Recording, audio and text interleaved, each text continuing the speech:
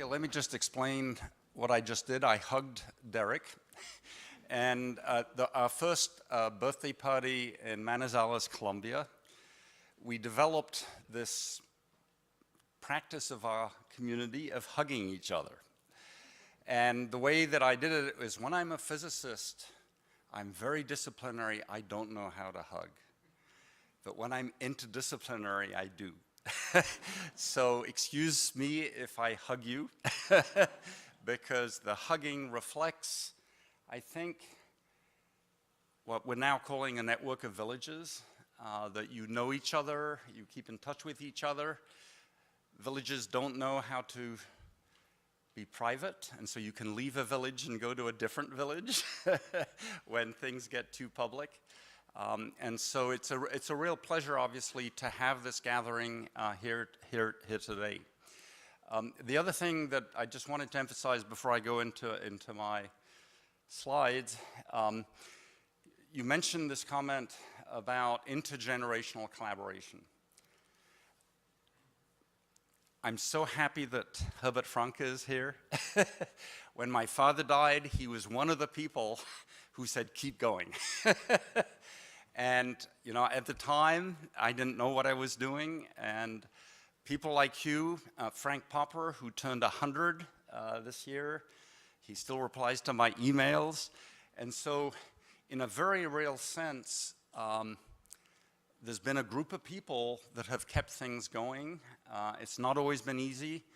We are a nonprofit, and we do not make a profit. Nina, where are you? Nina Czegledy, who's on our board of directors, we had no budget for our 50th anniversary. So she said, well, let's do a birthday party. Everybody can afford a birthday cake. And it turned out to be such a simple and meaningful idea, and I think we've now had 26 birthday parties. We won't get to 50 birthday parties. And as you'll hear, we're now planning our 100th birthday party. So there's something about a community of practice, a community of people who help each other when things are difficult. Derek and I, when I was in Marseille trying to figure out which way was up, would fly in. You were trying to do things in Cannes or somewhere. And so we were both piloting through different chaoses, but somehow shouldering each other. So I'm just going to run through some slides. How do I? Oh, so the good news is astronomy is really easy. Astronomers have been working together for 100,000 years. We agree that's a planet. We agree that's a star. We still don't agree on the constellations, so it doesn't matter. What happened to my slide? Oh. I don't know what the word is we use to describe what we do. Electronic art was really the word when Ars Electronica was invented. Nobody talks about electronic art anymore. And if you just do a Google search of the words we use to describe ourselves, we can't even agree on what we're doing. And so it's wonderful to have that sense of a community practice inventing themselves by doing what they do. Just want to acknowledge part of our intergenerational collaboration. Danielle Simbieta is here in the front row. She's now our managing director. And talk about piloting through chaos. She's been working with hundreds of people this year, making the connections, trying to figure out whether we should ignore my recommendation that we close down the organization. And obviously, Danielle was against that idea because she's an employee and she doesn't want to be laid off. But there's nothing worse, and those of you in universities, nothing worse than an institution that reinvents itself just to keep existing as an institution. And so I did recommend to our board of directors that we close down on the organization because we've succeeded. And it's amazing being in the post city here. It's a whole town. It's not a village. And there are 6-year-olds and 100-year-olds, all excited by different things. And so, very different situation. So the next 50 years, and Pierluigi Capucci is here, and when he did a birthday party, he went around asking, giving me 5 words that will be important in 50 years. And anyway, you might all think about that. And I assure you, electronica won't be one of those words. It will have disappeared from human memory 50 years from now. And Pierluigi did a kind of interesting Rorschach test of a group of people of the 5 words each of them thought would be important in 50 years. Leonardo has 2 nonprofits. Annick Bureau is here, who's been running the French nonprofit, really a nonprofit. And Annick has navigated through the complicated office politics of Paris. Paris is probably the city that has the most complicated office politics of anywhere on the planet. Yes, we survive, and we're trying to figure out what to do next. So what these nonprofits have been doing is documenting, advocating, promoting, enabling artists who appropriate science and technology for their own cultural purposes. And that was sort of the initial idea of the group of people in Paris in the 1950s who, as Derek said, could get no attention from the museum world, never mind the gallery world. And certainly in the 1950s, and obviously we now have a number of people that we remember from the 1950s, but let me tell you, they were starving artists in the 1950s. Also, my father had a mixed background as a research scientist and engineer, but then in 1952, Victoria asked me to tell the story. He lost his US passport, and there was an arrest warrant issued by Herbert Hoover because he was suspected of being a communist and a spy and sending secrets about American rocketry to the Russians. And I'll tell the story because Victoria started giggling. When he did his first exhibition in Paris in 1954 of electro paintings, obviously he had to put plugs all over the gallery so he could plug in his paintings. But there was a FBI Secret Service agent who came to the vernissage to drink the liquor, I guess. And the Secret Service wrote in his report to Herbert Hoover, the alleged artist Frank Malina. It was almost worse to be an alleged artist than an alleged communist. The alleged artist. And he was trying to figure out these paintings that you had to plug in. Where was my father hiding the secrets? And he pointed out that the Museum of Art Moderne of the city of Paris bought one of these paintings in the 50s. And the city of Paris council was 50% Communist Party members at the time. And so he said, Frank's painting has been sold to the city of Paris. The communist members of the city of Paris are going to send it to Moscow. And he was convinced that this electro painting was really a device for sending secrets to the Russians, the alleged artist. And indeed, many of you that were working in the 50s and 60s were accused of being alleged artists.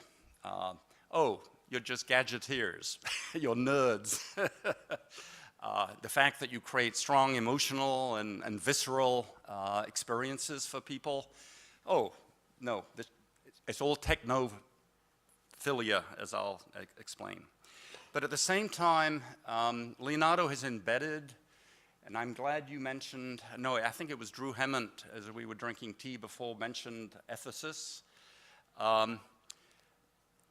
From the beginning, Leonardo has been involved with people trying to figure out what was going on and help address the unintended consequences.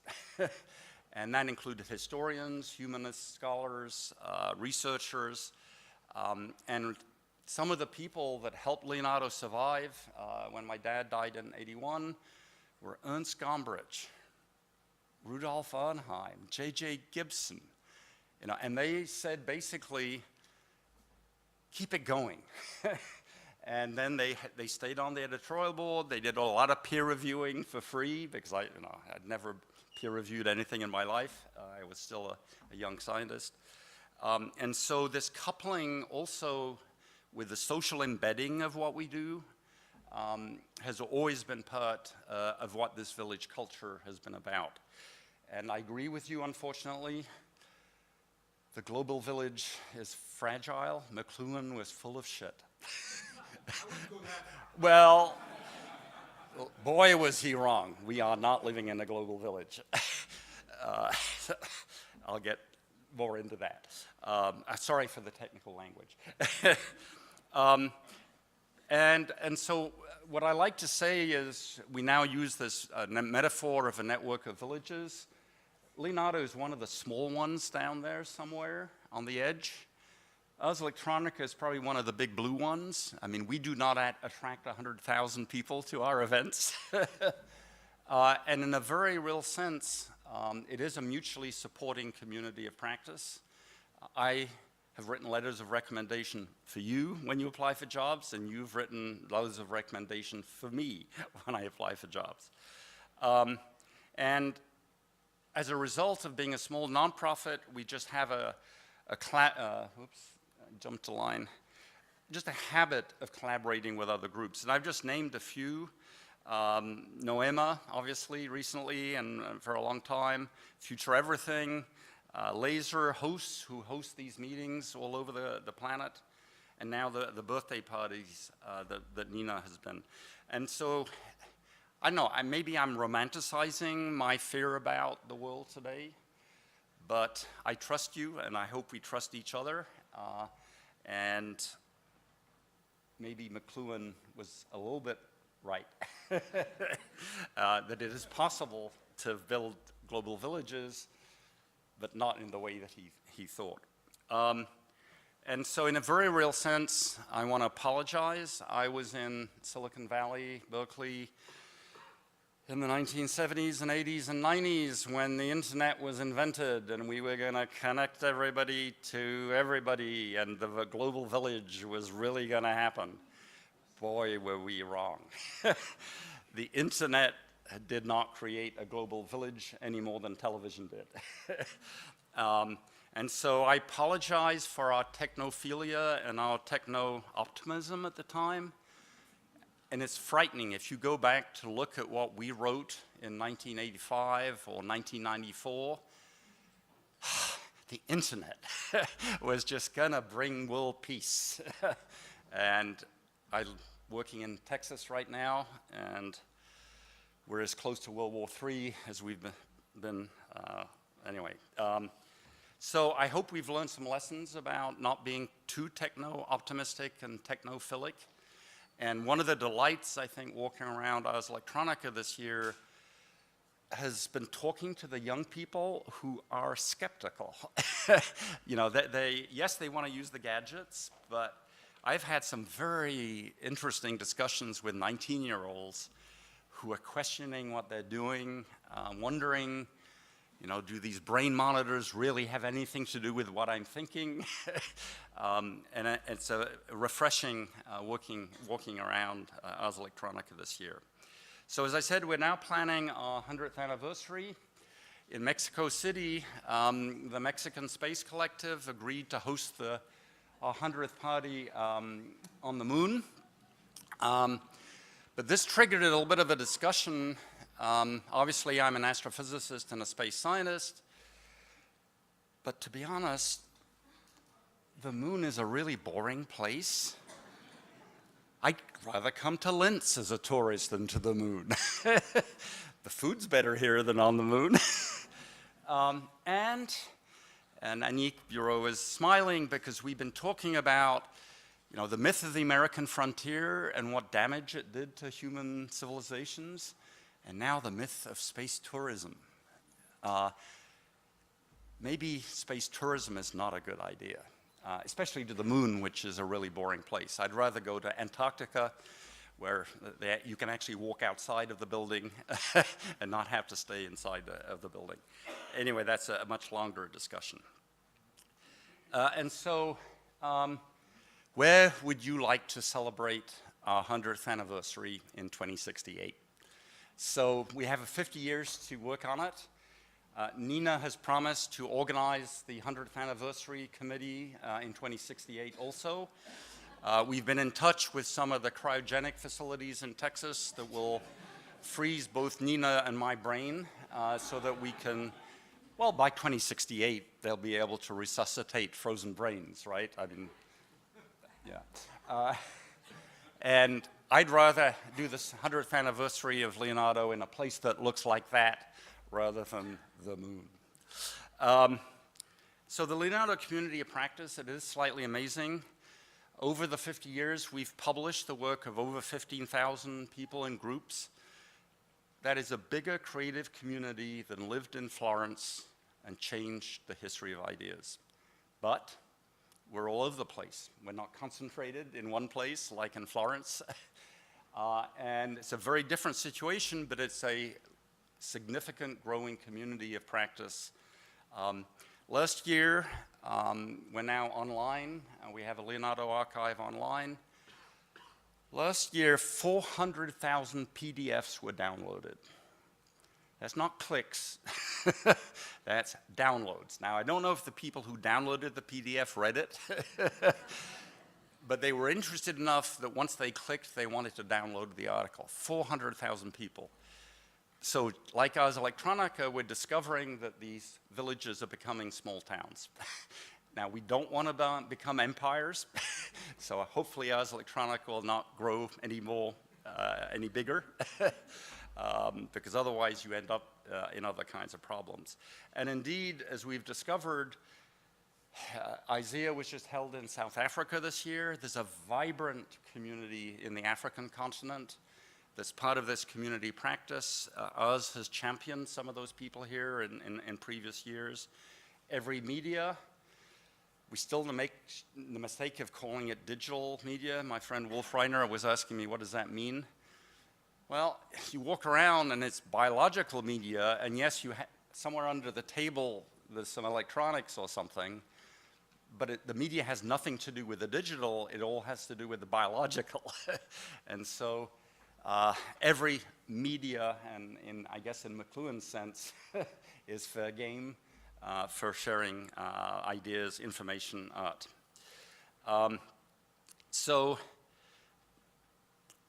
I recommended a year ago, since we had no budget to celebrate our 50th anniversary, that we close down Leonardo.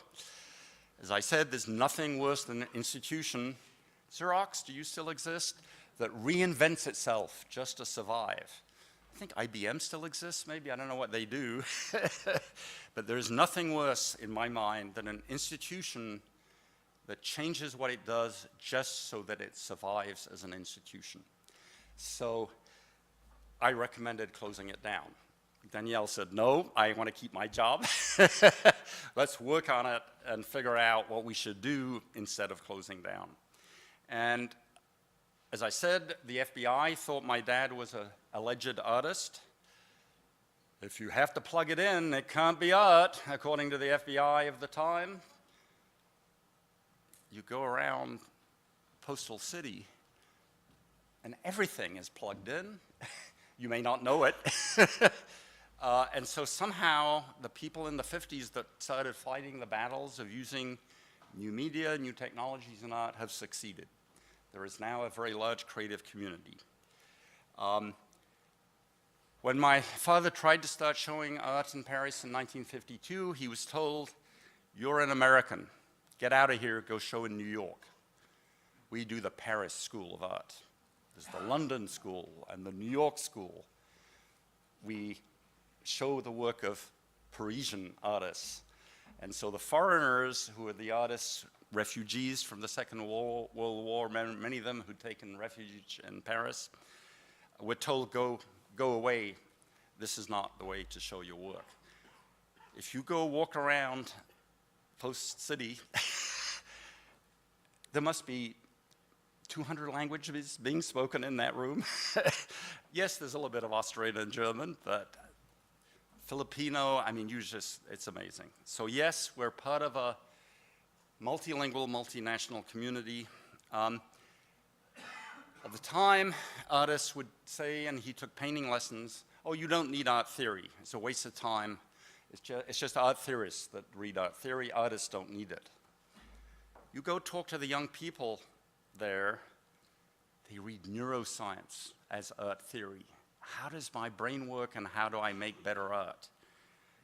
Computer science. They're all reading the theory of cybernetics to understand how you make symbiotic artworks, and obviously AI. The other thing, when they were working in the 50s, my dad was told, oh, artists are stupid. They just paint, they don't write. The art critics do the thinking and the writing. He really got mad. I'm not stupid. Yes, I'm an artist, but I'm a thinking human being, and I have things to say about what my art is for and about and how I made it. So artists now have their own websites all over the planet. If they want to write about what they're doing, they can. And so they're allowed to express themselves both through their art making and through other modes of talking about what they do. And it may be technical, it may be philosophical, it may be visionary, but they get to write on their website what is connected to their own art making. And finally,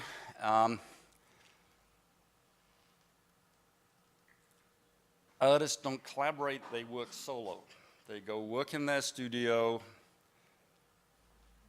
Artists who collaborate are just lazy.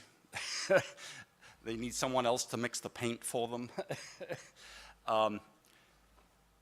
We live in a culture where the individual, and yes, I am talking about the US president, gets absurd amount of attention. And so I think over the next 50 years, I want to argue that the age of the individual genius is over. Yes, it would be nice to have 1 or 2 Leonardo da Vincis, oh, maybe 20 of them. But what we really need, universities are really stupid also. They only award PhDs to individuals. All of those young people out there are collaborating on their artwork. And yet the university doesn't want to give them a PhD as a group. And so in the same way that we insisted to Gerfried that the Leonardo Award this year is a collective award, we live in a culture which I think is so mistaken about how to change the culture, and it's not more geniuses that we need. Yeah, okay, I'm happy to have a couple more. So maybe we are beginning, and in 2068, maybe this change will have happened. How do we work and train people who, as groups, behave like geniuses? And we don't know. We're all involved in transdisciplinary collaboration training, and boy, is it difficult. We can't even agree the scientific method is a good idea.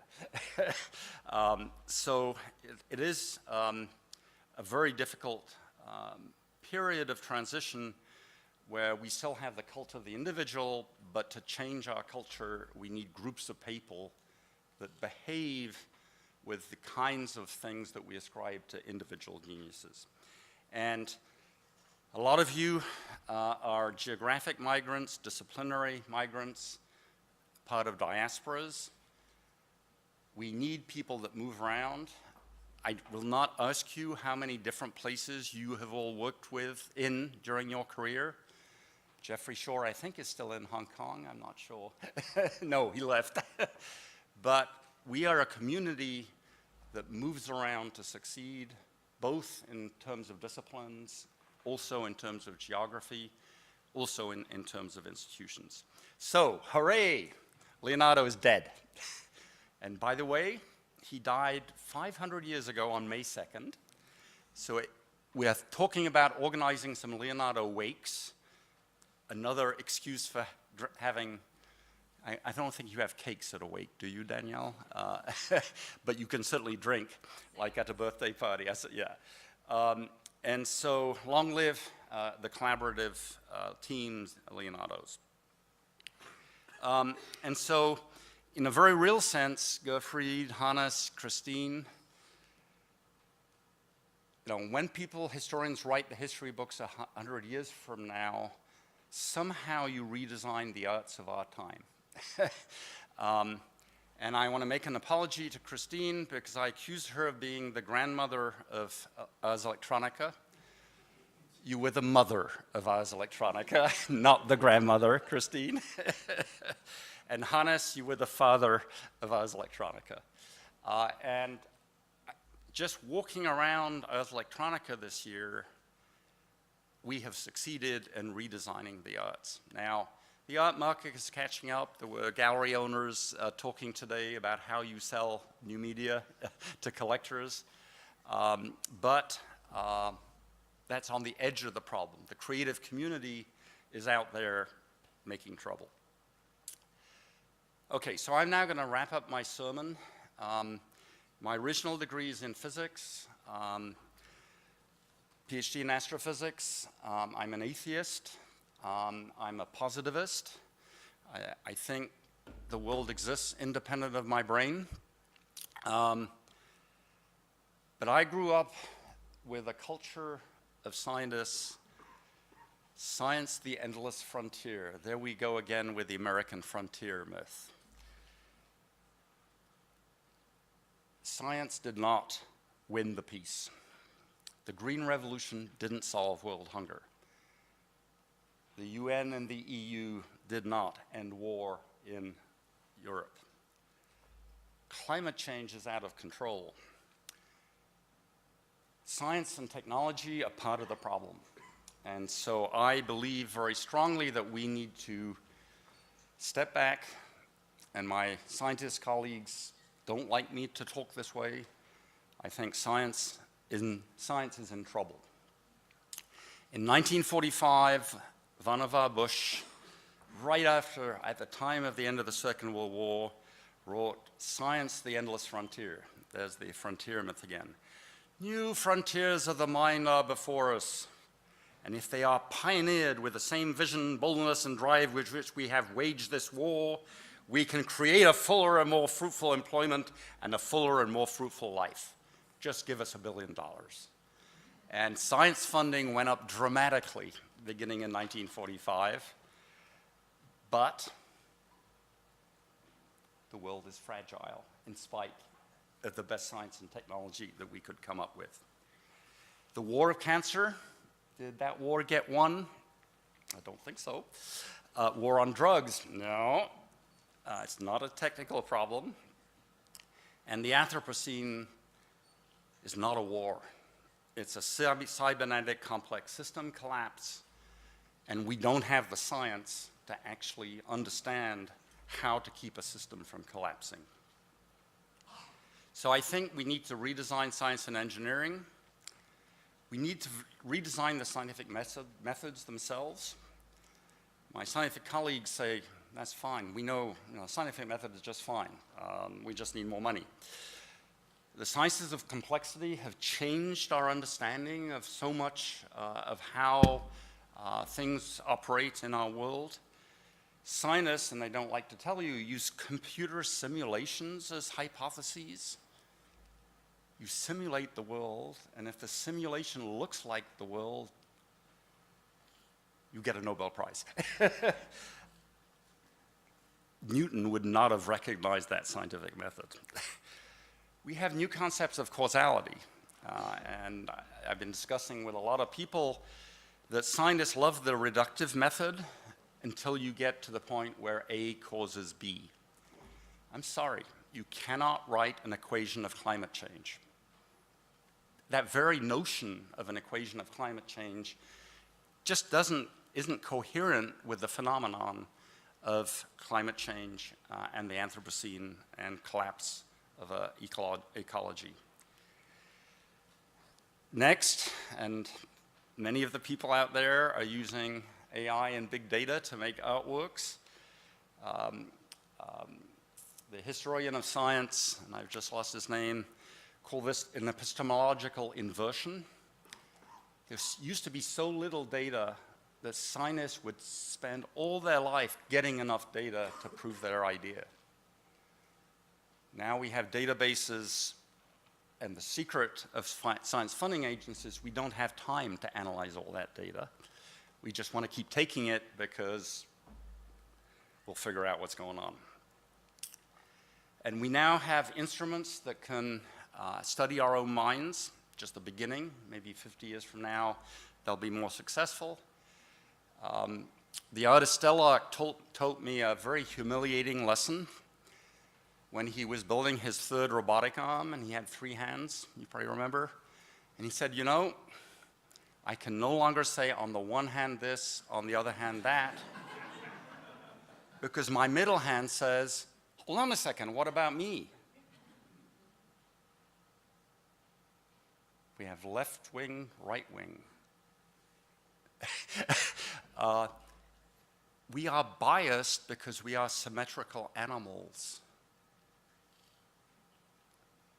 And that was basically Stellark's point. And there are now physicists saying, why do scientists search for symmetry in the universe?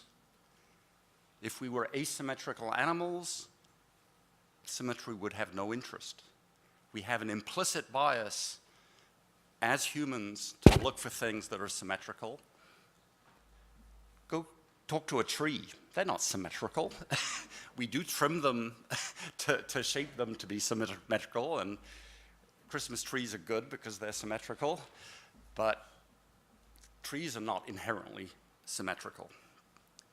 And of course, now in the last 5 years, AI software is finding patterns in data better than human beings can find patterns in human data.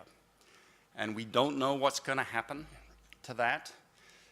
If you read the science literature now, discoveries have been made where the scientists cannot explain how the discovery was made because the AI software made the discovery, and the AI software doesn't tell you what it tried before it found the pattern. I can tell you, if you were Isaac Newton, your eyes would glaze up. What do you mean?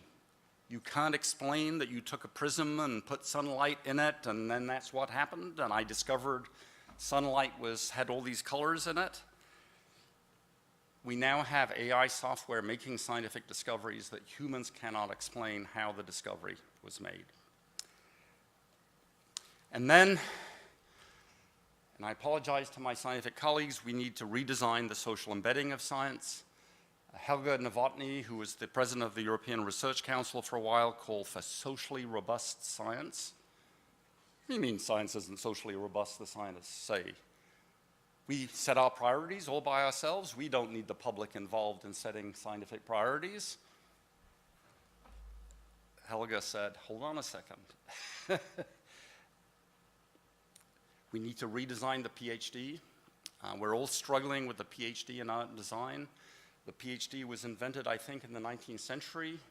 A PhD, a document used to be like 20 pages. If you go back to Harvard archives in 1906, now we make people write these as if more words is better.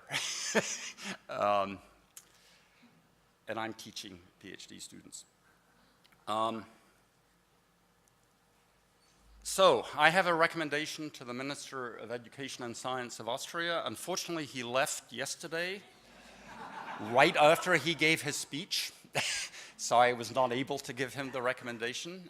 He gave his speech and then ran out of the room. Oh, I didn't say that. Oh, are you recording this? Okay, Google, turn off the mics. So I think we need to redesign science itself. Artist-in-residence programs are wonderful, but I think every scientific team should hire artist designers and humanities scholars. And let me tell you, out there in Ars Electronica, there are young people that I would hire in any scientific team right now if I had the budgets of science. And before the invention of photography, yeah, didn't Darwin have an artist on the boat? Humboldt had a group of artists that went exploring with him. Before photography, the scientists called on experts in representing things as part of their scientific expeditions. So, Minister of Science of Austria, maybe 25% of your budget should fund artists, designers, and humanists in scientific research teams. Very modest request. And as I like to say, Humboldt, when he explored South America, it was a strange world, the new world. But let me tell you, data worlds are even stranger. Data worlds have 60 dimensions, 600 dimensions. At least South America had 3, and Humboldt could go there and make sense of it. You go into these big databases, scientists are the last people I'd ask to make sense of what's in that data, because they're trying to impose on the big data prejudices that they have acquired in this world.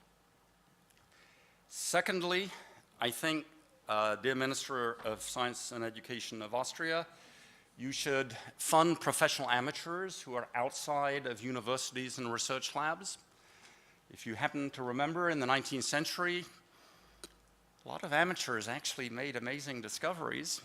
They happened to be aristocrats, so they were paid not by the Minister of Science, but by someone else.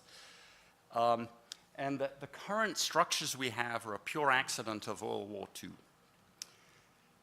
If World War II hadn't been won because physicists built the atom bomb and radar and so on, we wouldn't have the science institutions we have today. It's not a logical structure. It's an accident of history that World War II was won because the Allies were a little bit better at high technology for fighting the war than the other side.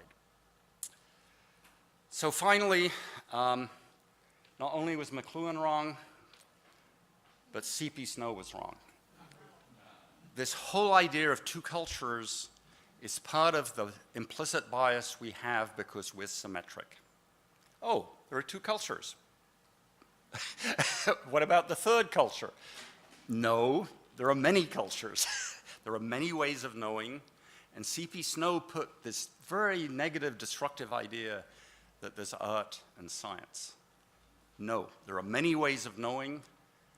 Some of them lean more on certain techniques, others on other techniques. Artists are trying to make sense of the world just as scientists are.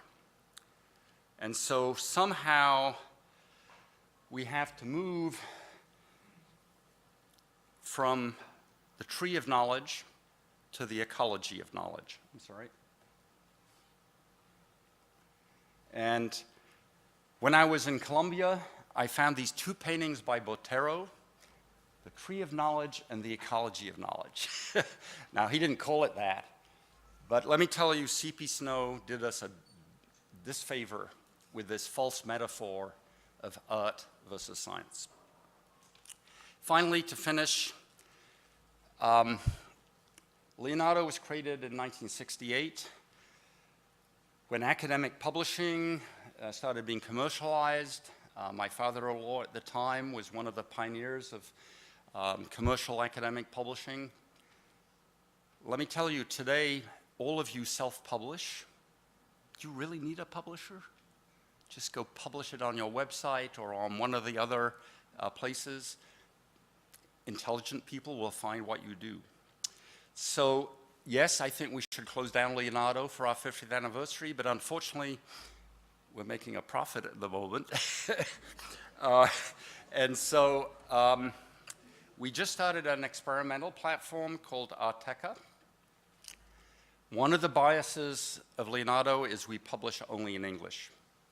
I hate to tell you, but I don't have to tell you. Most people on this planet do not speak English, and they have good ideas too. So we have now created this ARTECA platform. We published our first project in Mandarin. We have a second one going up. We have a podcast platform that is now published in 14 different languages. We want to publish in the language the creative people think in. And I don't want to get into a complicated discussion of how language and thought, anyway, the semioticians here will have a field day. All 50 years of Leonardo are there. All 30 years of the Computer Music Journal are there. There are about 500 ebooks. We've made this a gated commons because of the tragedy of the internet.